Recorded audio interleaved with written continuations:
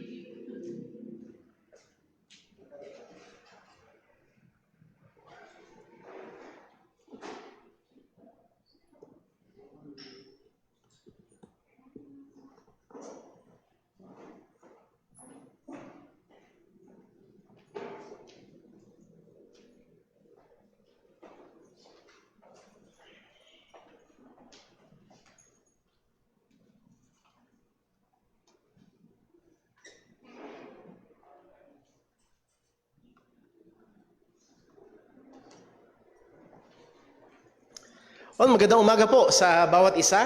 Purihin po ang pangalan ng Panginoon. Isang napakagandang umaga ng Lord's Day ang binigay sa atin ng Panginoon at tayo nagagalak sa biyaya niya. Nagpapatuloy ang malamig na simoy ng hangin at nagpapatuloy ang libreng aircon para sa iba. Tayo ho ay nagpupuri sa Diyos sa bagay na yan. Well, tayo ho ay patuloy sa atin hong mga gawain ngayong araw na ito. We are very much excited. And salamat nga ho pala sa lahat ho ng bumati sa birthday ho ng aming bunso. Again din sa nag-pray sa amin. At pagkatapos ng birthday ni Leah, tatlo kami. Ako, si Timmy, si Leah, lahat ay tinamaan ng matinding ubosi po, allergy. And then ako tumuloy sa lagnat until kahapon ng umaga. Salamat sa Diyos sa kanyang patuloy na biyaya at kalakasan na pinagkakaloob. So, paumanin niyo kung medyo hindi ako masyadong lapit ng kaunti ho sa iba. At nawa ho ay tayo ho ay patuloy pa rin na pagsama-sama sa pagsamba sa Panginoon. At napakaganda ng ating pinag-aaralan sa Sunday School, which is the first part ng ating gawain pag sa Lord's Day sa umaga, ay walang iba kung hindi about the very, very hot or controversial issue patungkol sa LGBT. At napakaganda noong title, and it's gospel remedy. Merong gamot ito, may solusyon ito, at ang solusyon nito ay ang ebanghelyo ng ating Panginoong Hesukristo. But before that, tayo ho muna ay umawit. Let us call Brother Junjun upang tayo pangunahan ng pag-awit ng books of the Bible. Let's all stand up, please.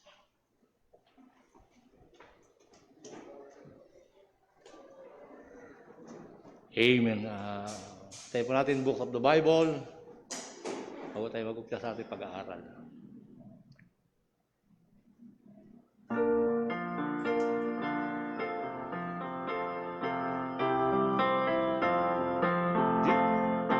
Genesis, Exodus, Leviticus,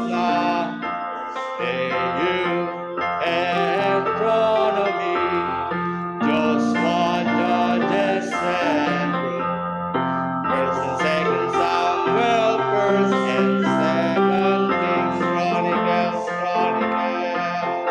Ezra, Nehemiah, Esther, Job,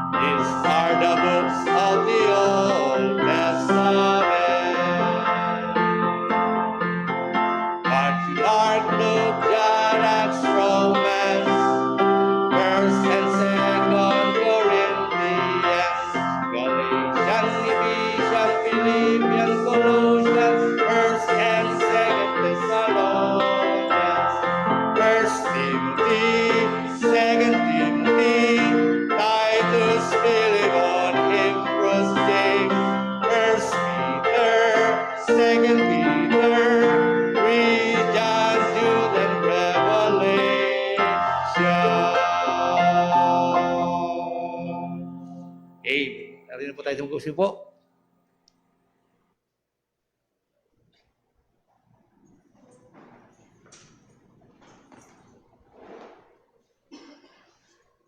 Ayan.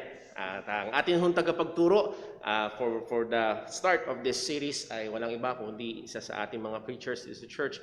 Walang iba kundi ho si Brother Daryl. Ano po?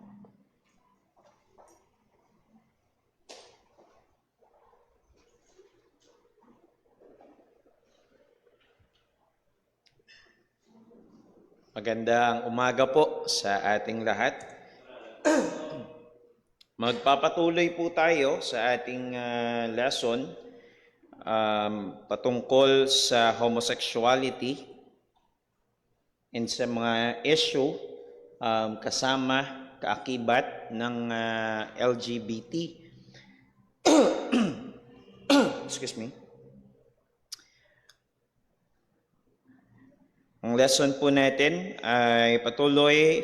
It's actually our 6th lesson na patungkol sa topic na ito, understanding homosexuality and its gospel remedy. Patuloy tayong pinapaalalahanan na tayo'y tutungtong, tayo'y tatayo sa mga katotohanan na ito na mayroong orihinal na disenyo ang Diyos.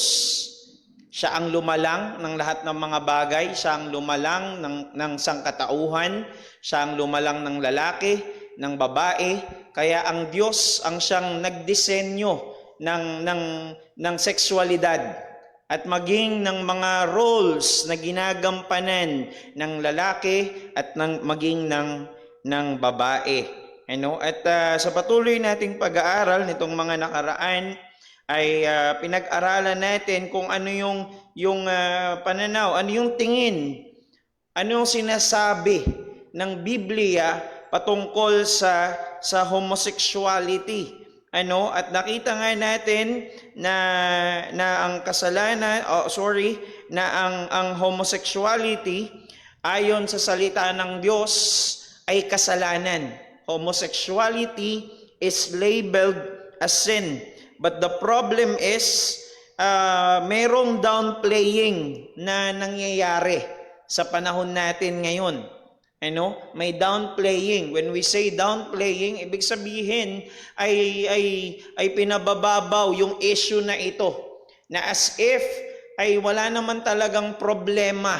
Walang underlying issues, walang underlying problems kapag pinag-uusapan ng topic na ito. Pero nakita natin sa patuloy nating pag-aaral ay maraming mga problema patungkol dito. Well, ito yung mga arguments na binabato ng ilan patungkol sa issue na ito, lalo sa mga mananampalataya. Ito yung mga arguments na may experience, maaring na-experience firsthand ng ilan sa atin. Well, ang sabi ng ilan, the Bible does not oppose homosexuality. Ang Biblia, hindi naman talaga yan against sa homosexuality. Sabi nga ng Human Rights Campaign, ng isang article ng Human Rights Campaign, ayon sa kanila, ang homosexuality raw, na ang sinasabi ng ilan na homosexuality is forbidden by God, is actually a poor biblical scholarship, excuse me, and a cultural bias read into the Bible. So, ang ibig nilang sabihin, ang problema dyan, may mga bias na kasi kayo. Well, kasi nga, church people kayo'y nasa simbahan, ito yung mga itinuro, kinalakihan ninyo ng mga katuruan. So, meron na agad kayong bias sa likod ng inyong kaisipan. At yung mga bagay na yan ay inilalagay ninyo ngayon doon sa Biblia. Well, sabi nga natin, ang underlying message nun ay dahil kulang kayo sa pag-aaral. Yan ang kanilang gustong sabihin. At ang sabi pa nga nila, sabi pa nga ng Human Rights Campaign, sabi nila, the term homosexual wasn't even coined until the late 19th century. Ibig sabihin, around 1850s onwards yan, hanggang 1900s. Well, nakita nga po natin, sa King James Version na Biblia, which was first translated noong 1611, ay wala pa nga talaga yung word na homosexuality. Wala pa yung term na ito. Ang ginamit ng King James is the word effeminate. Effeminate. Why? Dahil nga yung word na homosexuality ay na-imbento. It was coined nung late 19th century. Particularly mga around 1852, 1854, sabi ko nga, depende kung sino yung unang nakarinig or nakabasa ng article ni Carolee Maria Benkert, na isang psychologist. At siya nga ang una na nag-coin ng word na ito, ng term na ito, na homosexuality. But then, it doesn't mean na porket hindi pa nag-e-exist yung term itself, ay walang ganung bagay. Sabi ko nga, ito ang makikita natin na pinakamababaw na argument sa bagay na ito. Dahil after all, ang English language, ang language nga kasi is progressing, ay may mga language noon na hindi naman talaga siya nag-e-exist na katulad sa panahon natin ngayon. The English language came from the Greek, tapos nag-transform into Latin language, and then eventually nagkaroon tayo ng English language as we have sa panahon natin ngayon.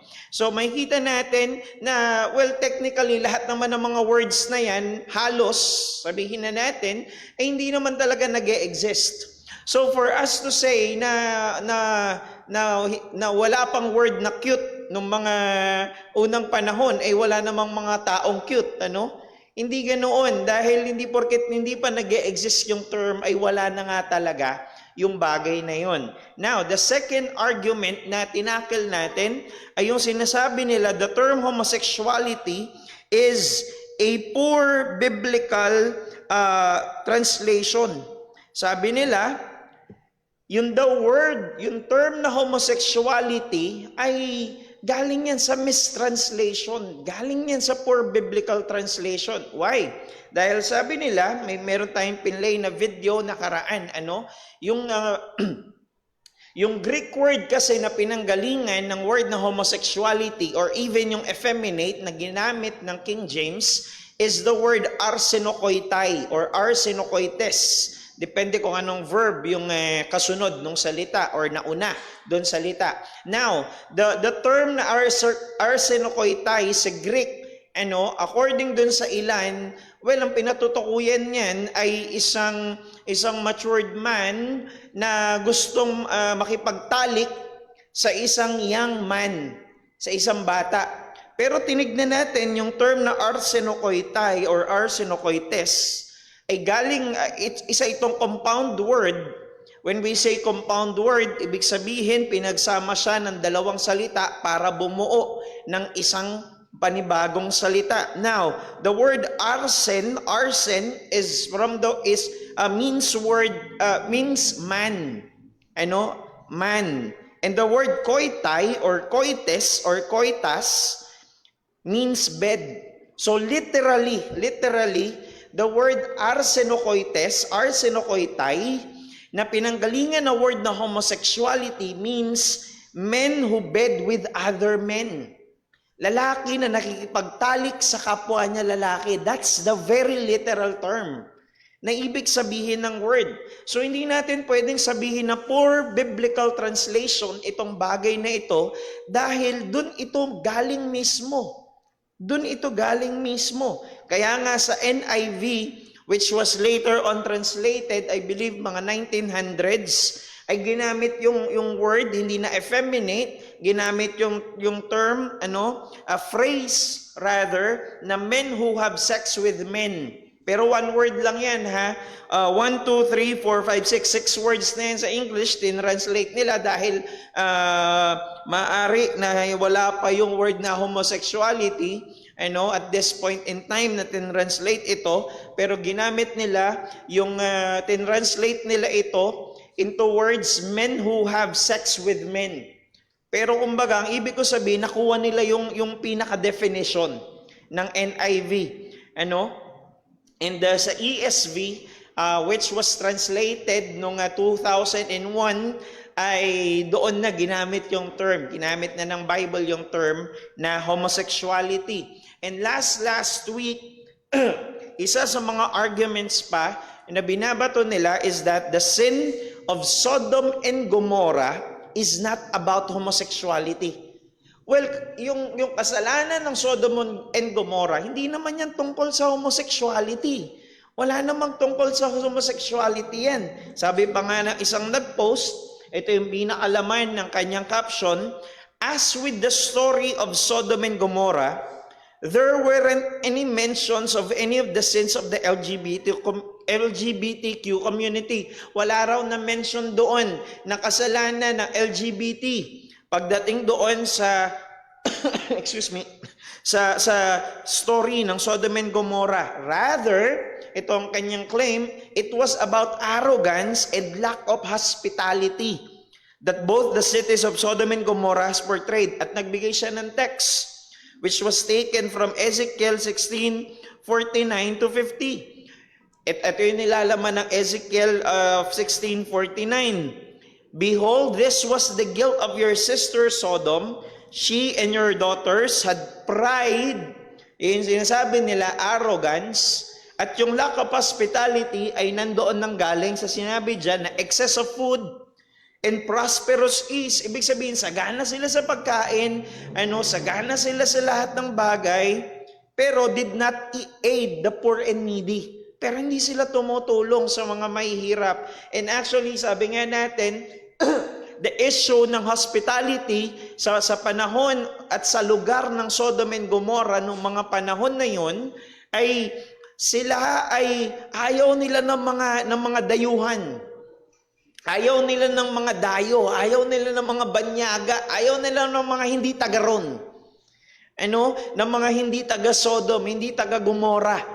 Bakit? Dahil nga yung lugar nila ay masabi natin as they claim it is self-sustaining. Ibig sabihin meron silang mga resources doon mismo sa loob ng Sodom. Hindi nila kailangan kumuha ng resources sa labas. Ibig sabihin, ganun ka-powerful, ganun kayaman yung kanilang bansa ng mga panahon na yon, yung kanilang kingdom ng mga panahon na yon. Ganun sila kayaman, ganun sila ka-powerful na hindi nila kailangang humingi, hindi nila kailangang kumuha ng resources sa labas. But kaya nga sila nagkaroon ng ganung pride. Ayaw nila na may mga taong kumbaga ay pumupunta doon sa lugar nila at ginagawa nila ng masama kapag may mga dayuhan na pumupunta at yun ang makikita natin sa kwento ng Sodom and Gomorrah. Now, pinuntahan natin yung excuse me, yung kwento mismo ng Sodom and Gomorrah. Well, nagumpisa yan si Abram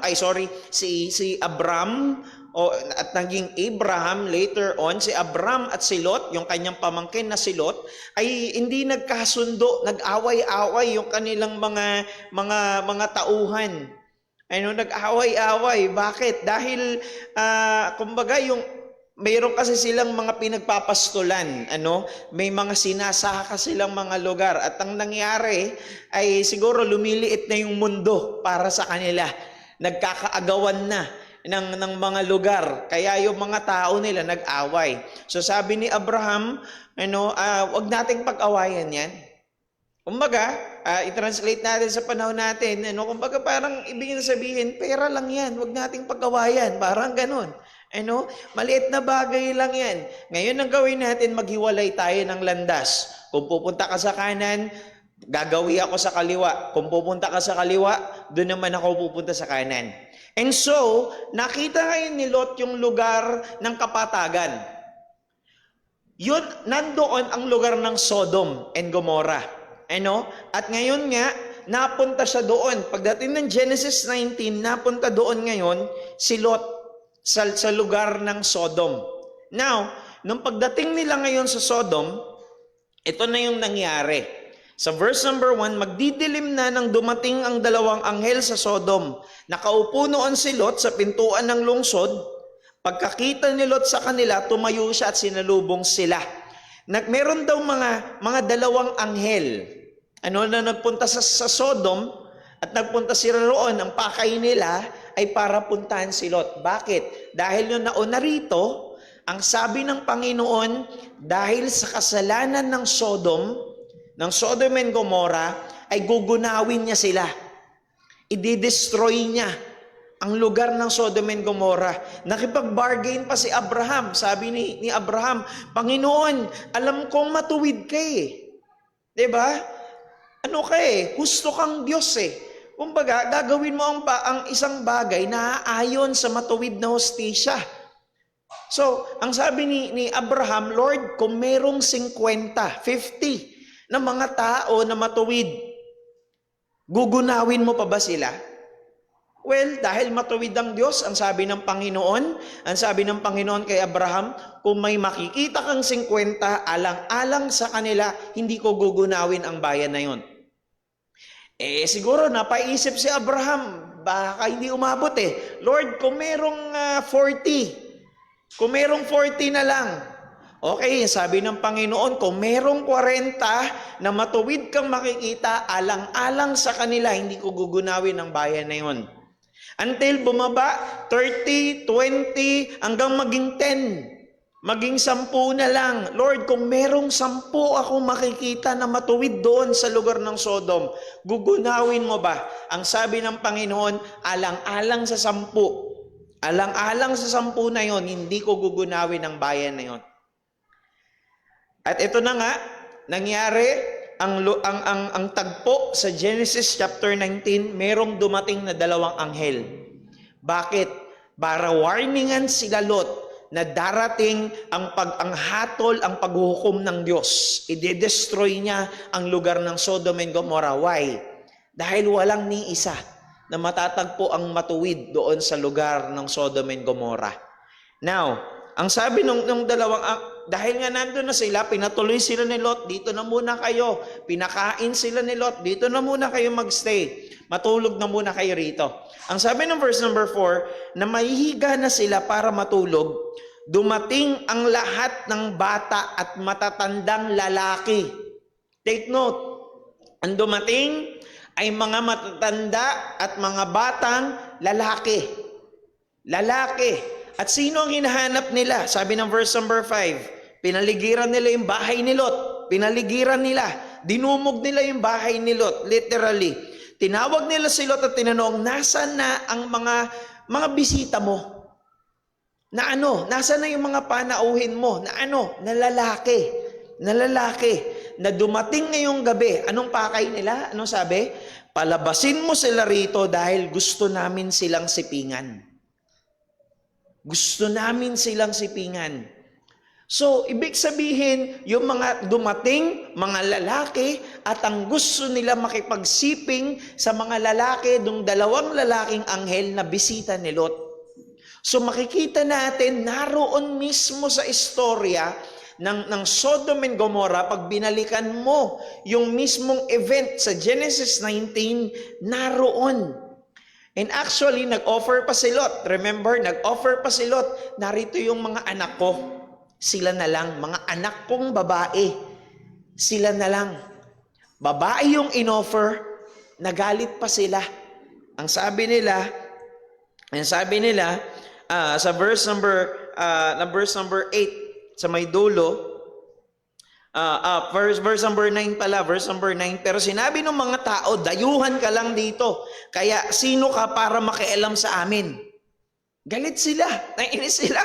Dayuhan, ayaw nga nila kasi. Ayaw nila mga dayuhan. Ayaw nila ng mga hindi taga roon. Dayo ka lang dito. Sino ka para makialam sa amin? Well, again, hindi ko sinasabing tama na yung anak na lang ang i-offer. Pero ang ibig sabihin sa kanilang pinanggalingang kultura ay ganun sila ka-protective sa kanilang mga bisita. Na di bali nang saktan nyo kami, galawin nyo kami, yung pamilya namin, wag lang yung bisita namin. Ganon sila ka-protective. Pero hindi yung gina-justify na tama yung ginawa ni Lot. Ano? Kasalanan pa rin yon yung kanyang ginawa. Now, ang sabi ni Lot, ang sabi ng mga tao kay Lot, dayuhan ka lang dito, sino ka para makialam sa amin? Umalis ka riyan, sabi sa kanya. Baka mas matindi pa yung gawin namin sa'yo. Nagalit sila. Ano, baka mas matindi pa yung gawin namin sa'yo.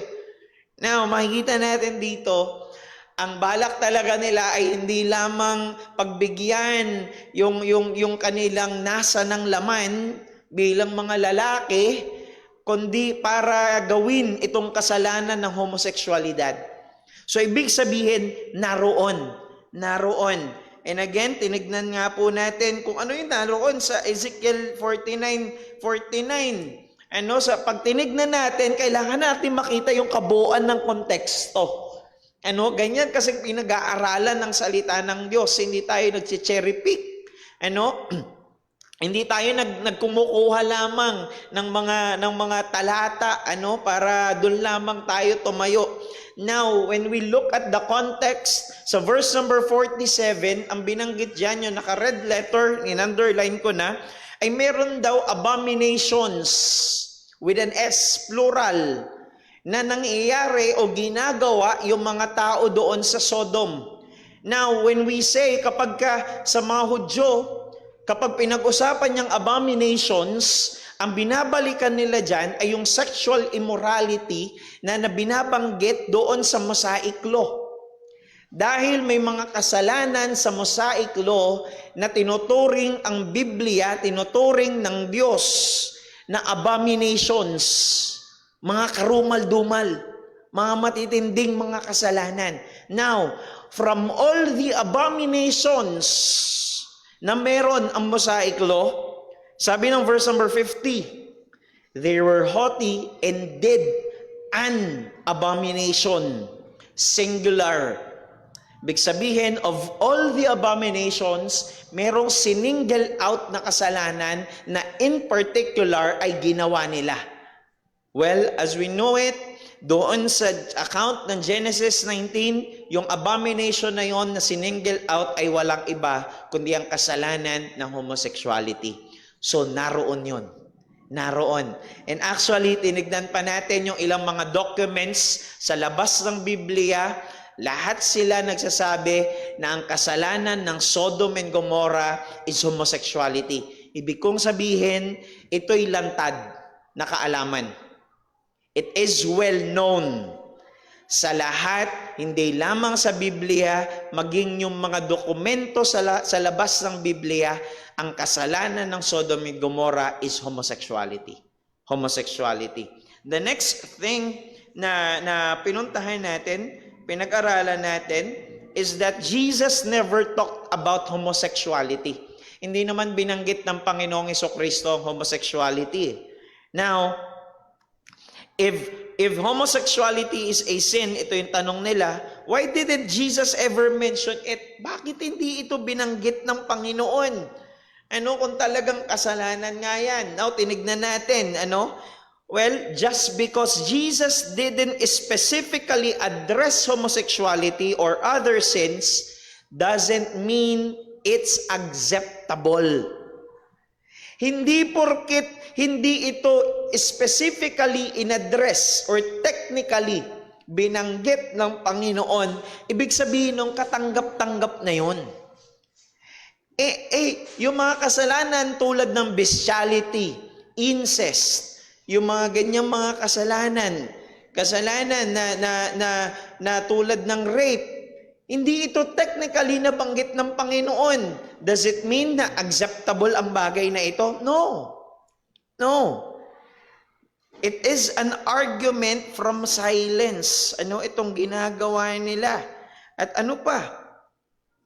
Makikita pa natin, while it is technically true, dahil hindi naman talaga nabanggit yung word na homosexuality, walang ganoong binanggit ang Panginoong Jesucristo. But He did speak clearly about sexuality in general. Binanggit ng Panginoon in general ang patungkol sa sexualidad. Kaya nga, ang sinabi ng Panginoon sa Matthew 19, He answered, "Have you not read that He who created them from the beginning made them male and female?" Hindi nyo ba nabasa na siyang lumikha mula noon sa simula ay lumikha ng lalaki at babae? So ibig sabihin, binabalikan dito ng Panginoon yung original design, yung original na disenyo na nilikha ng Diyos. Lalaki at babae. Meron lamang dalawang sexualidad, lalaki at babae. Ano pa? Ano pa yung mga arguments na maaari nating isagot dito? Jesus didn't need to say anything about homosexuality. Hindi niya kailangang itapik itong homosexuality ng mga panahon niya. Why? No first century Jew questioned whether homosexual sex was morally acceptable. Hindi ito issue ng mga panahon nila. Kung yan bang bagay na yan ay kasalanan. Moral, ano ba yan? Sexual immorality ba yan? Yang same-sex sexual activity? Walang ganoon.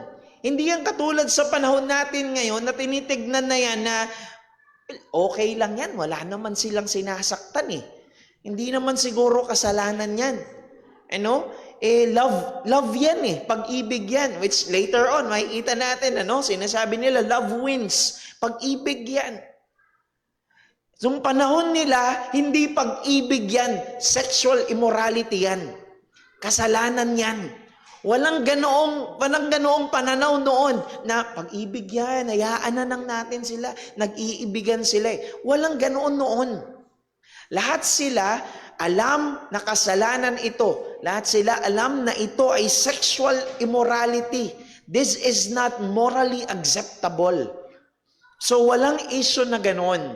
Kaya hindi ito binigyan ng pansin masyado ng Panginoong Hesukristo. Now, the next ay Jesus does basically, not technically, but basically say homosexual behavior is a sin. Paano? Sa paanong paraan? Sabi niya sa Mark chapter 7 verses 21 to 23, "For from within," mula daw sa loob, out of the heart of man, ito yung mga lumalabas mula sa puso ng tao, "come evil thoughts, sexual immorality, theft, murder, adultery, coveting, wickedness, deceit, sensuality, envy, slander, pride, foolishness."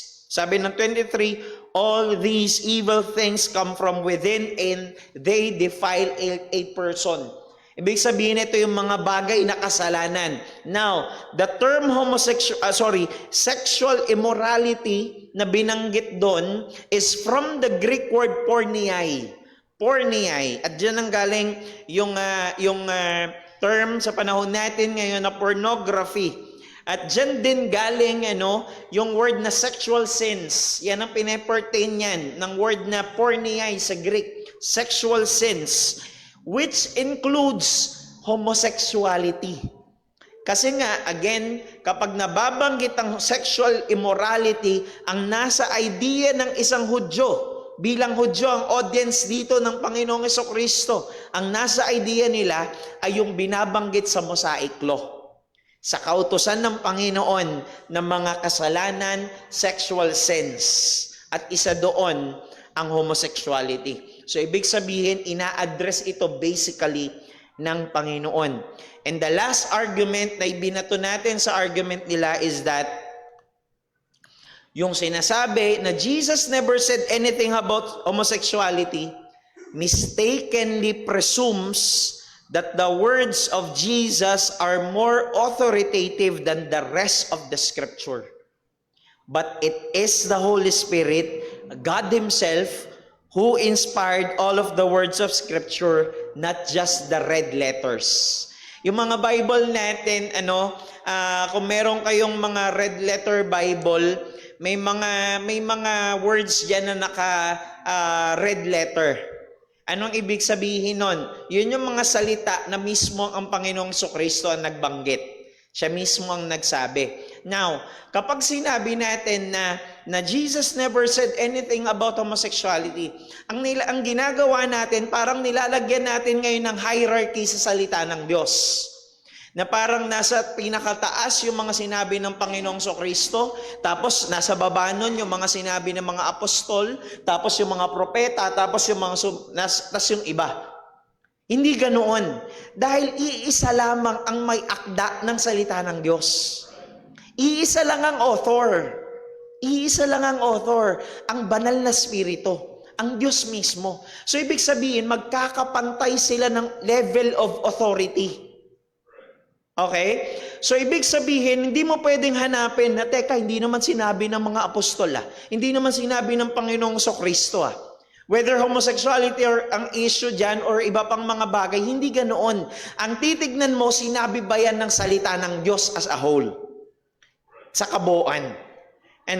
Kaya hindi ka pwedeng bumunot lamang ng ilang mga bagay. Tapos yun na yung paniniwalaan mo. Hindi ganoon. Tinitignan natin ang salita ng Diyos sa kabuuan nito. Dahil ang level ng authority ng Panginoong Kristo doon sa salita ng Diyos, ng mga apostol, ng mga propeta, ng mga ginamit ng Panginoon, ay magkakaparehas, magkakapantay dahil lang may akda. Ang author ng salita ng Diyos ay walang iba, kundi ang banal na spirito. Ginamit lamang sila bilang mga instrumento. Now, ito yung titignan natin ngayon na ilan pang mga arguments. Actually, meron dalawa ako nilagay dito.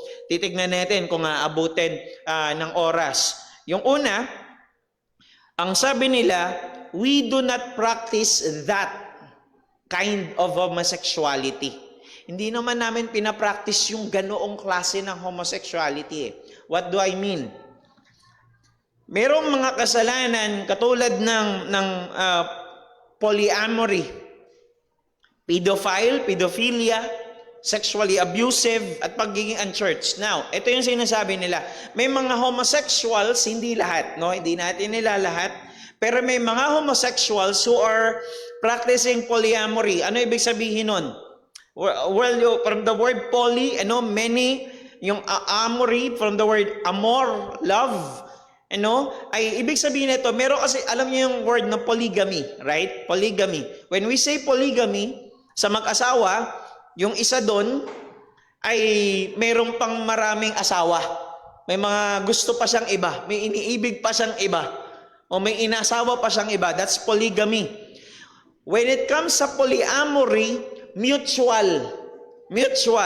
Dalawa sila. Ikaw kung gusto mo marami kang ibigin, ako ganun din, basta uuwi tayo sa isa't isa. May ganyan, may ganyang kasunduan. Ikaw bahala ka. Maghanap ka ng gugustuhin mo. Ano yung mga dating app? Maghanap ka sa mga dating apps. Basta dito ka sa akin uuwi. Ganun din ako. Basta sa'yo ako uuwi. Parang ganun. That is the term polyamory. Merong mga homosexuals who are practicing that. Okay? Bahala ka, mag-check ka sa mga dating apps. Basta sa akin ka pa rin uuwi. Parang ganun. Ganun ang kanilang usapan. Pero, kumbaga, meron sinasabi sila, hindi naman kami ganun Hindi naman kami ganun. Isa lang ang iniibig namin. Okay, ito yung argument nila. Hindi naman kami ganun Isa lang yung iniibig namin. Isa lang. Ano pa? Pedophilia. Hindi naman kami yung klase ng Klase ng, when we say pedophile, ito yung mga matured men, 40s, 50s, tas ang hinahanap, 15, mga teenager. Yun ang kanilang mga target, mga binibiktima. Yung mga bata, hindi naman kami ganun Well, sabi ko nga, hindi lahat. Pero I had this experience, doon sa lugar namin, naalala ko nung bata ako, merong isang bakla doon, nakakatakot in a sense, pagkagabi mo siya makikita. Naglalakad-lakad siya doon. Naalala ko noon, bibili ako sa tindahan, gabi, 10 oras ng gabi, tapos may sumisitsit. Tapos pagkatingin ko, yun nga, yung bakla nga na yun. Tapos ang laki-laki pa naman yung mama, alam mo yun, yung itsura. Sabi ko, hindi lahat ganito, pero ito, base lamang sa experience ko. Ang dilim-dilim pa naman, tapos sumisit-sit sa'yo yung ganun. Na parang kaya akong buhatin, tapos wrestlingin kung ano man ang gawin niya sa akin. May mga ganoon. Merong mga sexually abusive. I remember, hindi ko alam si Brother Patrick kung naka-experience kapag ako'y nag-aangkas, nag-part-time po ako ng angkas noon. I remember may mga bakla na talagang umahawak dito tapos kung saan na nakakarating. Sabi ko, sir, hindi po dyan ang kapitan, nandun sa likod. May mga ganoon. And actually, mayroon pang, kuya, diretso mo na yan. Kasi naman dyan, nandyan yung Victoria Court, pag mo na ikaliwa, dahil dapat pakaliwa. May mga ganun. May mga kumbaga ay sabihin na natin, sexually abusive. But then again, hindi natin nila lahat. So ang sinasabi nila, hindi naman kami ganun eh. At meron naman talaga. May mga nakatrabaho ko sa theater, may mga nakatrabaho ako sa professional world. When you look at them, very professional, very skillful, napakagaling sa maraming mga bagay. At itong sinasabi nila, hindi kami yung katulad nun. Hindi kami yung naninitsit sa gabi. Psst. Hindi kami yun. Hindi kami yung nagtitake advantage sa iba. Hindi kami ganoon. At hindi kami unchurched. May church kami. Meron pang mga ganyang argument. Christian nga kami eh. Part nga kami, member nga kami ng isang church dyan eh. So ito yung mga binabato nila, hindi kami ganoon. Hindi kami nagpa-practice ng polyamory o sabi mo na kahit polygamy. Hindi kami pedophiles. Hindi kami sexually abusive. Hindi kami unchurched. Now, the Bible says nothing good about homosexual practice. Wherever homosexual intercourse is mentioned in Scripture, it is condemned. Ito'y hinahatulan na kasalanan. Yes, hindi nyo ginagawa yung mga bagay na yan.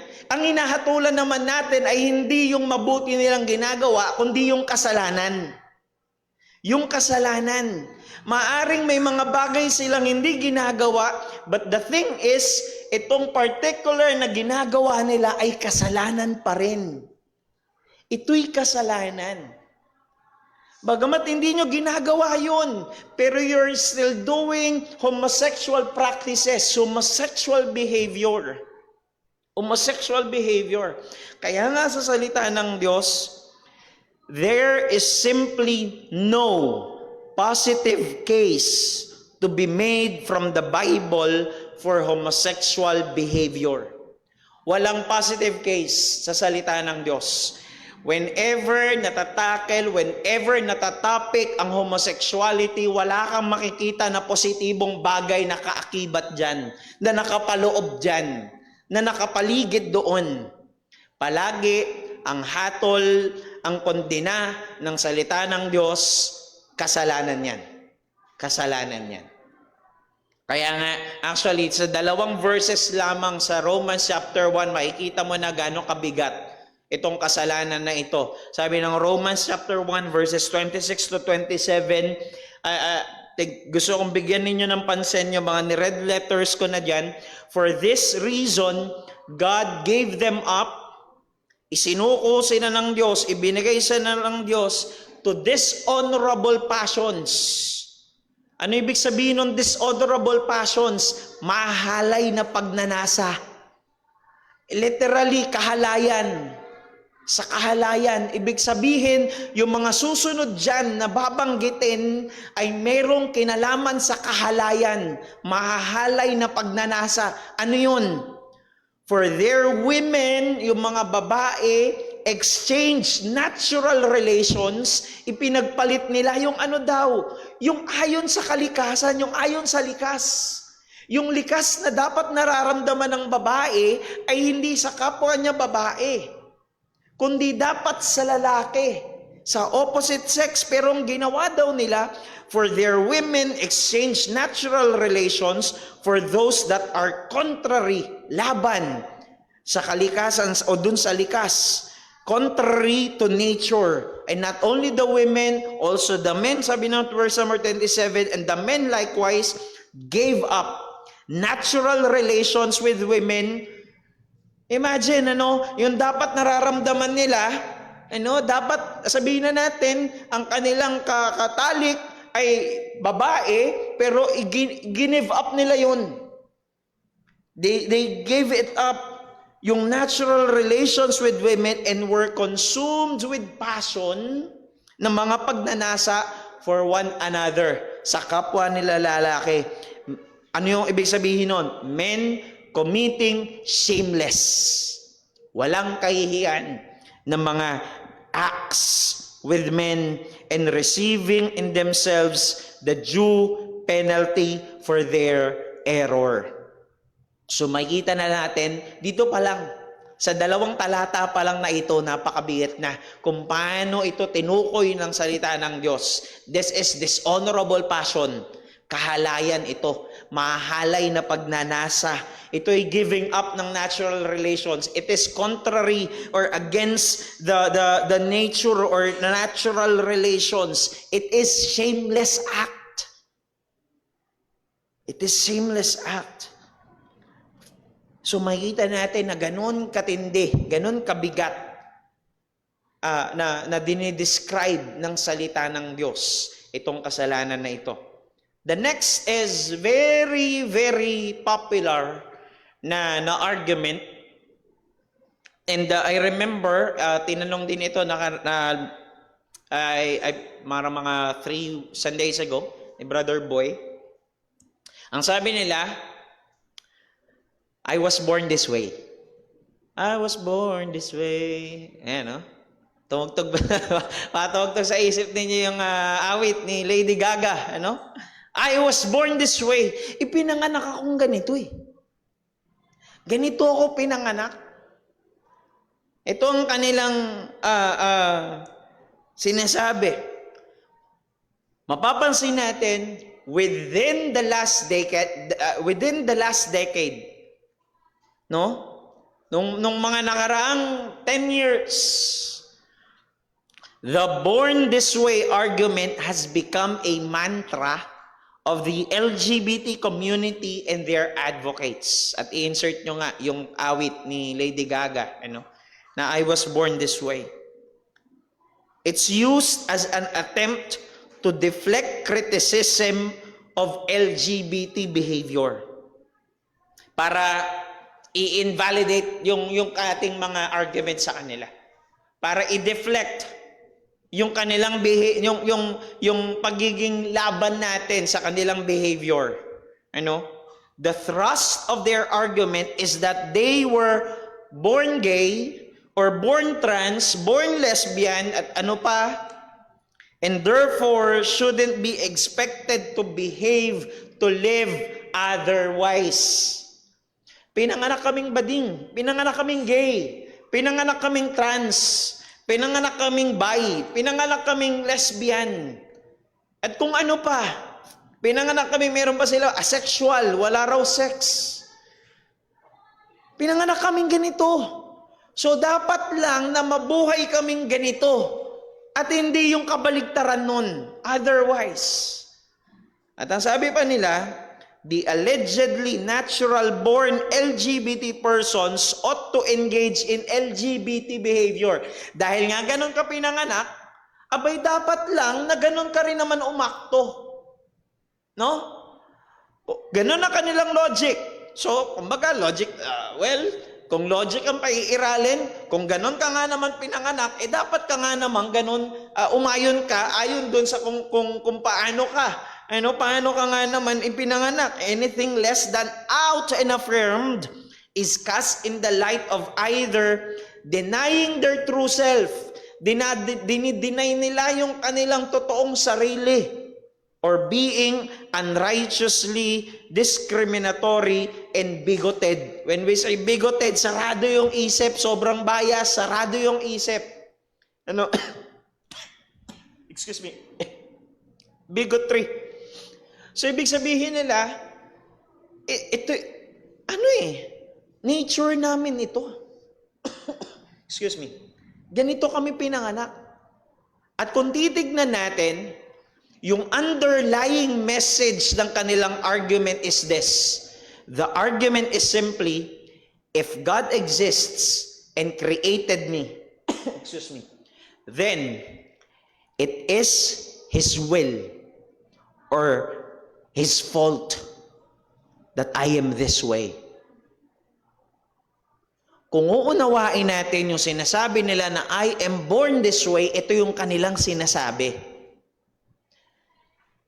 Kung nag-e-exist ang Diyos, kung siya nga ang lumikha sa akin, ibig sabihin, it's either kalooban niya sa akin ito, na maging bakla, na maging tomboy, o kung ano man. It's either kalooban niya sa akin ito, or kasalanan niya kung bakit ako naging ganito. Antindi. Kala mo ang babaw lang. I was born this way eh. Pero ito yung underlying message nito. Kaya nga pinag-aaralan natin dahil gusto makita natin na yung kanilang mga argumento to defend themselves is actually nagro-root sa kasalanan. At tignan nyo to, blasphemy ito eh. This is blasphemy. Dito nagro-root yung kanilang mga defense para sa kanilang sexual behavior. Now, here are some questions para matulungan ko po kayo to ask them or to at least challenge them of their argument. Pag narinig nyo ito, ganito ko pinanganak eh. I was born this way. Here are some questions to ask. Excuse me. What if a 40-year-old wants to have sex with a 15-year-old or vice versa? That's pedophilia, right? That's pedophilia. Meron pang gentrophilia ata yun. Yung vice versa, meron din kasi na yung sobrang bata, ang kanyang attraction naman ay naroon sa sobrang matured.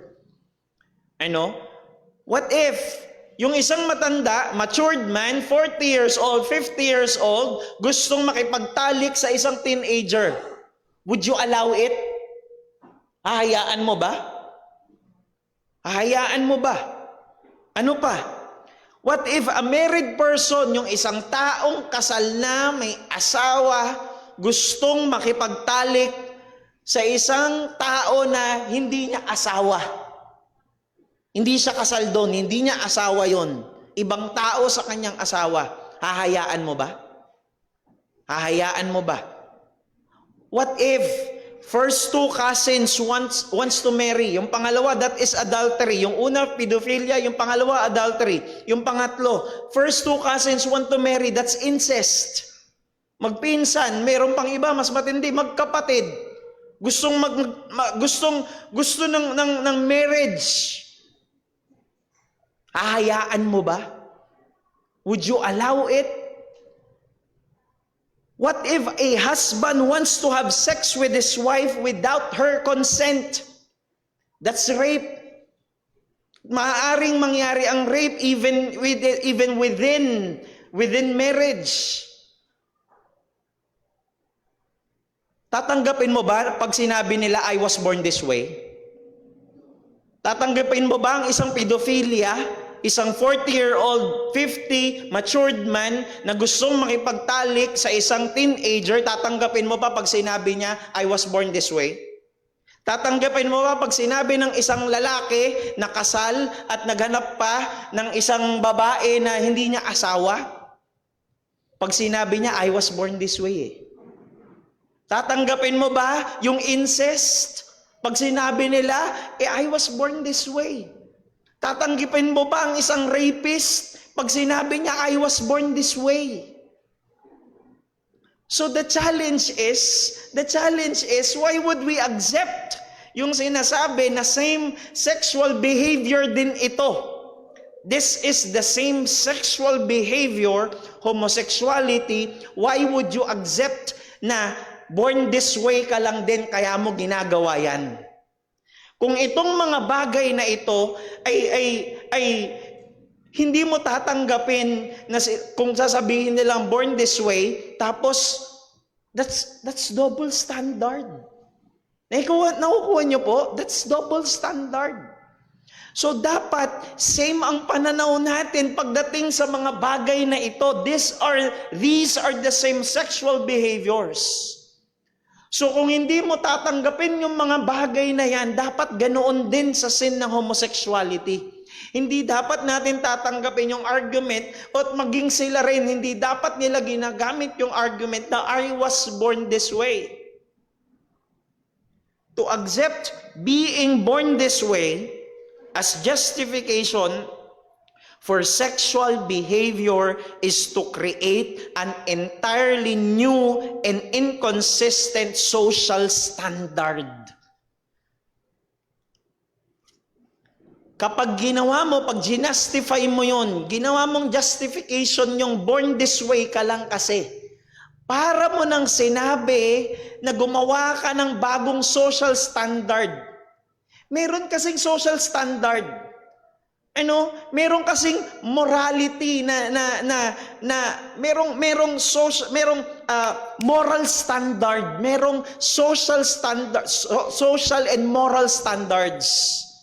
Na actually yung ilan sa mga bagay na yan, kahit hindi sabihin ay innate sa tao bilang tayo nilikha ng Diyos ayon sa kanyang wangis. We are created after the image of God.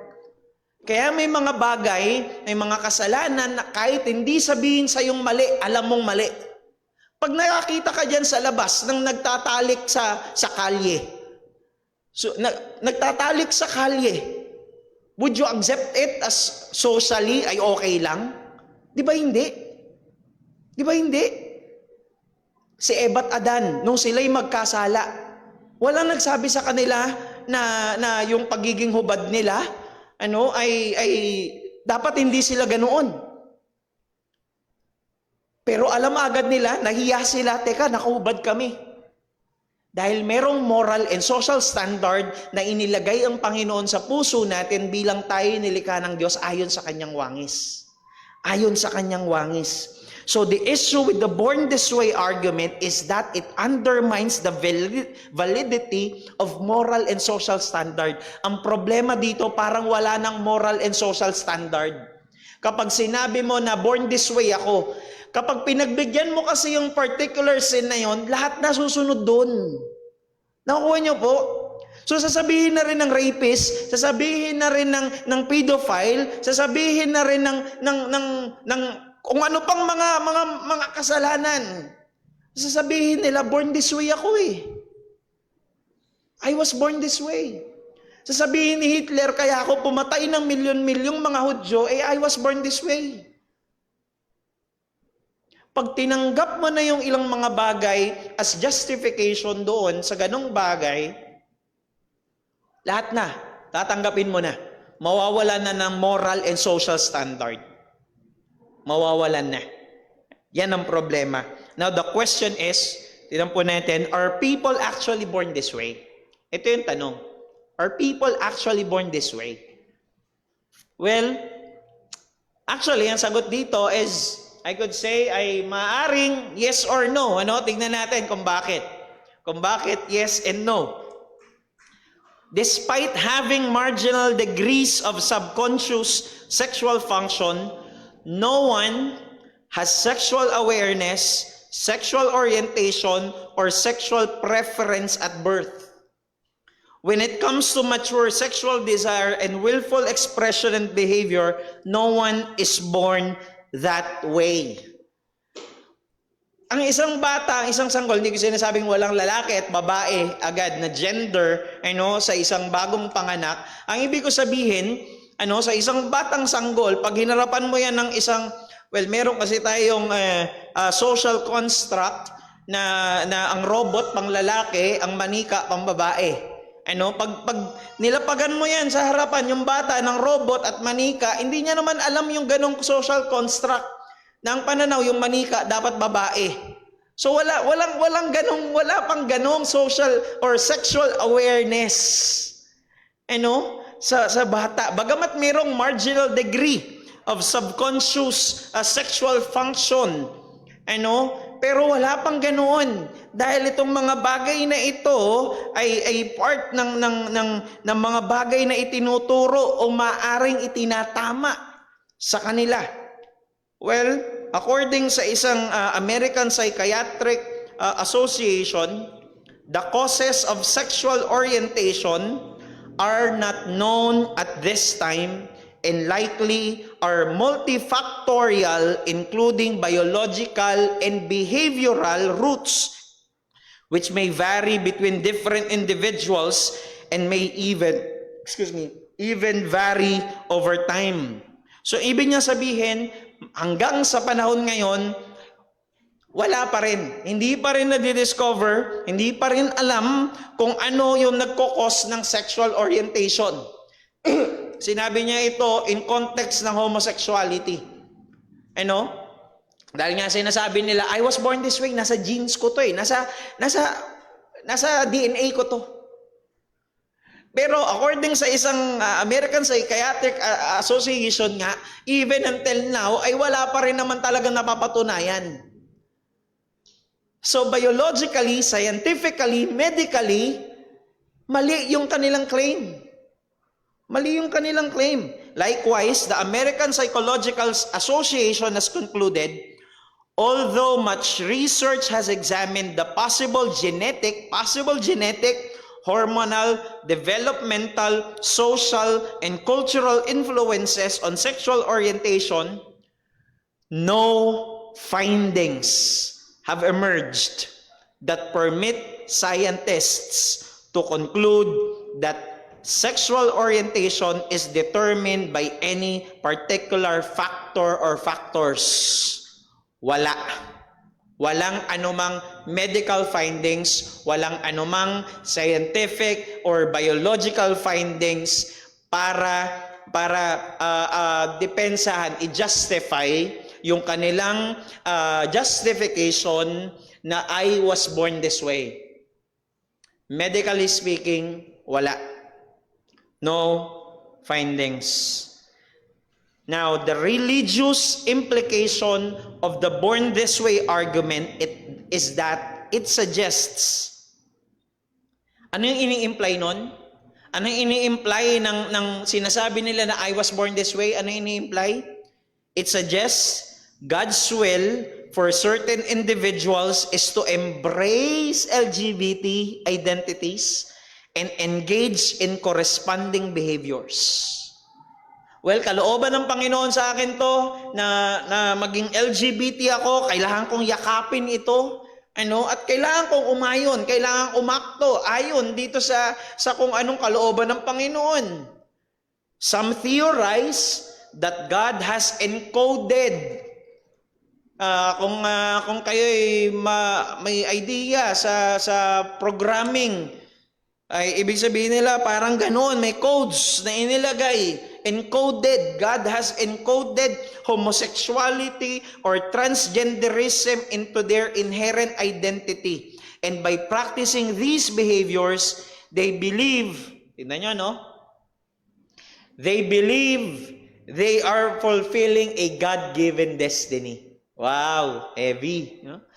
Dahil nga kalooban ng Panginoon sa amin to, kailangan namin gawin ito. So, ibig sabihin lamang, pinofulfill namin yung tahakin na ibinigay ng Panginoon sa amin. Yung God-given destiny.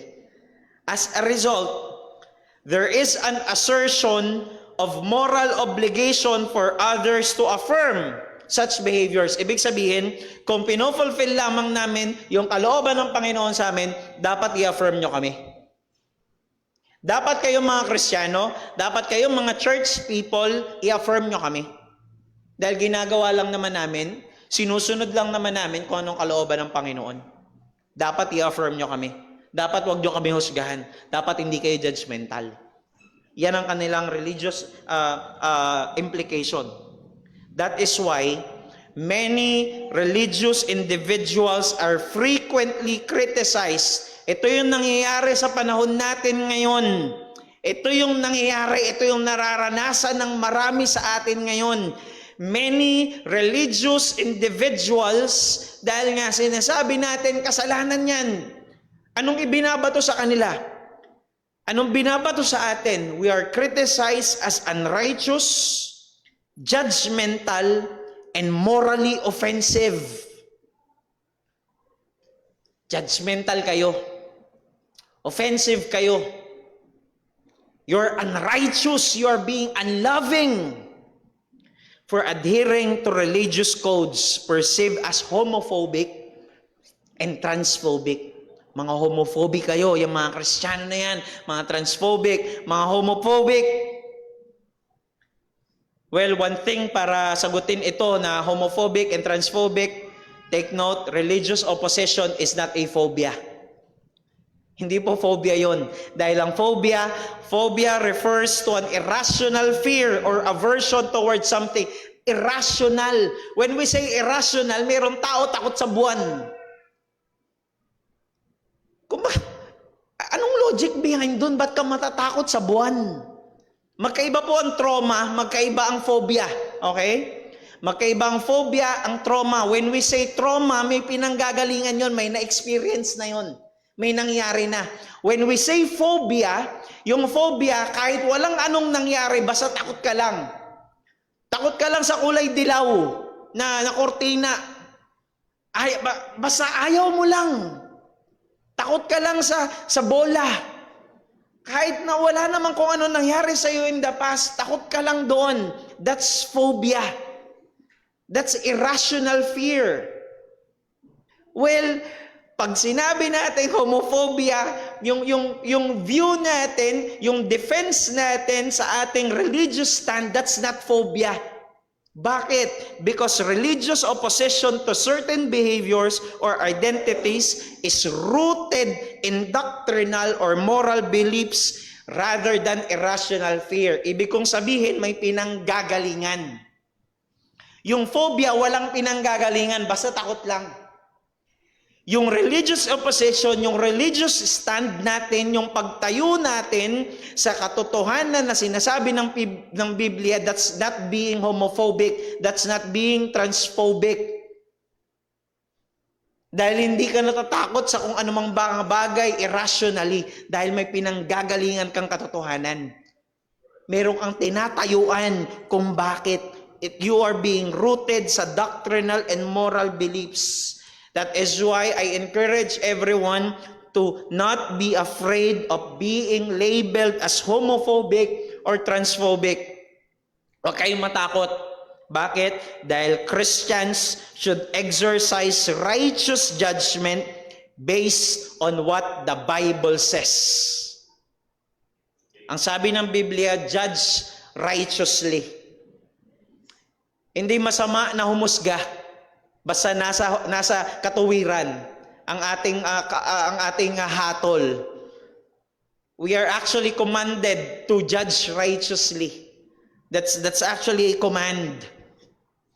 So ibig sabihin, huwag kang matakot na sinasabihan kang homophobic, transphobic just because meron kang tinatayuan dahil after all mali yung pananaw nila at paggamit nila ng term na yon.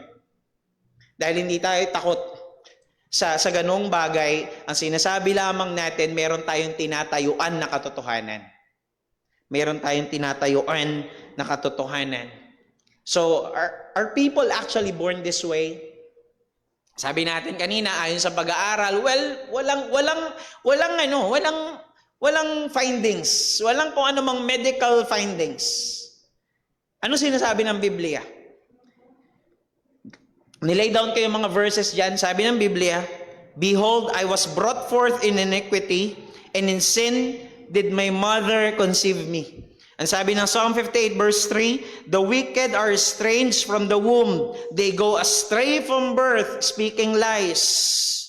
Ibig sabihin, mula pa lang sa sinapupunan, tayo na'y pinaglihi sa kasalanan. Sabi ng Jeremiah 17 verse 9, the heart is deceitful above all things and desperately sick or wicked. Who can understand it? Napakamadaya ng puso. Bakit? Dahil sa kasalanan. At ano sabi ng Romans 6 verse number 12? Let not sin therefore reign in your mortal body to make you obey its passions. Ibig sabihin, meron nagre-reign. Meron nag-ahari sa puso natin. Ano yun? Kasalanan. May nakatahan sa buhay natin. Kasalanan. Ano pang sabi ng Romans 8 verse number 7? For the mind that is set on the flesh is hostile to God. For it does not submit to God's law. Indeed, it cannot. Ibig sabihin, ang nilalaman ng ating isip ay yung galit laban sa Diyos dahil sa kasalanan. At ayaw nitong mag-submit doon sa kautusan ng Panginoon. Ano pang sabi ng Ephesians 2 verse number 3? Among whom we all once lived in the passions of our flesh. Lahat tayo'y nabubuhay sa ganyang klaseng pagnanasa, carrying out the desires of the body and the mind, and were by nature children of wrath like the rest of mankind. Born this way? Yes. We are born sinners as we are born in sin. As we are conceived in sin. The Bible teaches that all people are inherently flawed at birth and inclined to sin. That is why the concept of being born this way should be seen as an indictment or judgment and not a justification. Para sabihin natin, we are born this way, ito'y kahatulan. Ito'y kahatulan, ito'y pag-amin na merong kasalanan. At hindi ito justification sa kasalanan. Hindi ito para i-justify ang kasalanan. Na even if, hypothetically, na possible for individuals to be born this way, sabihin na natin, even if, in terms of sexual orientation or identity, it doesn't serve as a biblical defense for any behavior. Kahit pa, sabihin natin, it turns out, sabi ng science, sabi ng mga medical researchers, totoo nga na yung sexual orientation ay nanggaling sa DNA, ganito, ganyan. Hypothetically, even if, ay hindi ito justification na yung mga behavior na yun ay tama. Dahil ang tinawag ng Biblia ang kasalanan ay kasalanan. Born this way, let me end this with this. Born this way, ang sabi ng salita ng Diyos, you must be born again. Maaari, even hypothetically, ang sinasabi mo, I was born this way. Pero ang sabi ng Biblia, ang sabi ng salita ng Diyos, kailangan mong ipanganak ng muli. Magbago, pagsisiyan ng kasalanan, baguhin ng Panginoon ang buhay natin. With that, ay dyan natatapos yung ating lesson for this Sunday. Meron bang mga questions for the remaining time na meron po tayo?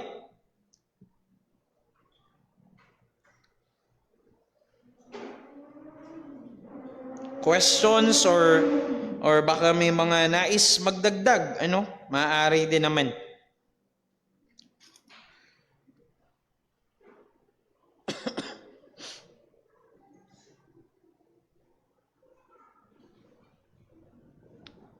Meron po ba dito po sa ating church? Sige po, Brother June.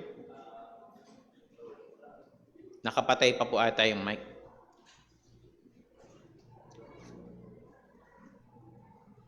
Hello. Okay na.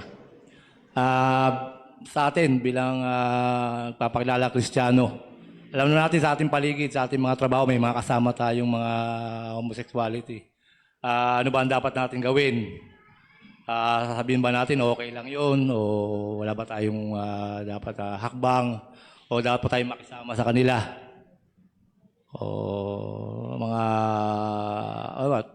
makikisama tayo sa kanila o sa mga bagay na alam mo, yung mga bagay na kasi kasama natin sila sa paligid eh. Sila katrabaho natin. Ano ba dapat nating gawin? Yun lang po. Okay, thank you po. Katulad nga, sabi ko kanina, in my experience, may mga nakatrabaho ako, may mga nakasama ako. Actually, kung titignan ko nga sila, lalo yung mga nakasama ko noon sa theater, ang gagaling nila, very talented. Very talented. And actually, kahit sa media, sa panahon natin ngayon, may mga homosexuals who are really talented. At ibig kong sabihin, hindi natin may iwasan na may mga kasama na kabilang sa grupo nila, sa grupo ng LGBT. Nariyan lamang sila sa paligid. Maaaring kaibigan natin ang ilan sa kanila, maaaring kaeskwela, katrabaho, maaaring yung ilan na kasama natin sa regular na buhay natin. Now, ang sinasabi natin ay hindi natin kailangan silang layuan in the sense na, teka, mga LGBT yan, mga homosexuals yan. Dahil after all, sabi ko nga, may mga bagay na hindi mo maiiwasan. Makakasama mo sila, makakatrabaho mo sila. Paano kung boss mo pa? Anong gusto mong gawin? Hindi mo pansinin yung boss mo o kung ano man. Hindi po ganoon. After all, ang gusto natin ay magkaroon tayo ng opportunity na ma-lay down sa kanila ang ebanghelyo. Dahil yun po ang kailangan nila, ang ebanghelyo. Una, syempre, may pakita natin sa kanila kung paano ang buhay dapat ng isang mananampalataya, ng isang Kristiyano. Paano tayo dapat bilang mga ilaw at asin ng sanlibutan. Nang sa gayon, kung bigyan man tayo ng oportunidad ng Panginoon, masabi natin sa kanila in a loving way, kasalanan yung ginagawa mo. Mahal kita, iniibig kita, kaibigan kita, nirerespeto kita, pero kasalanan yung ginagawa mo. Kasalanan yung ginagawa mo. Sabi nga ni MacArthur, minsan tinanong din siya ng ganitong tanong, the most loving way na pwede natin gawin sa kanila is to tell them to repent of their sins. To repent of their sins. Yun na, yung pinaka kaibig-ibig na bagay na magagawa natin sa kanila. Dahil after all, ang hatol sa kanila ay yung kasalanan, na magiging kahatulan sa kanila ay yung kasalanan na kanilang ginagawa. I hope ay nakapagbigay liwanag po ako doon sa tanong. Same lang din, may tanong dito si Brother Boy, pero same idea. No, hello. Same idea. Yung first question, kaya skip ko na po yun. Sabi dito, pinili ni Lot ang lugar ng Sodom dahil maganda ito para sa mga alaga nilang hayop. May mali ba doon? Well, wala pong mali doon. Walang mali doon na nakita niya yung kapatagan, nakita niya maganda ito para sa kanyang mga kahayupan, mga alagang mga hayop. Walang mali doon, technically speaking.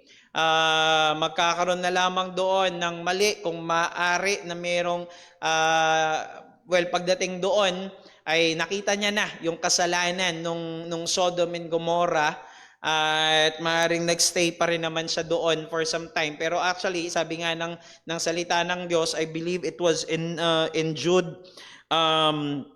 na habang naroon si Lot ay nagbabata siya. Ibig sabihin, nakikipagbaka siya doon sa, tama ba ako sa word, na ipagbaka siya, nagbabata siya, na ipagbaka siya doon sa kasalanan habang naroon siya. The next question here is, kung walang desire to reject wrongdoings and doctrines, or ni walang desire by heart for God's truth, baka naman walang true faith talaga, hindi ba?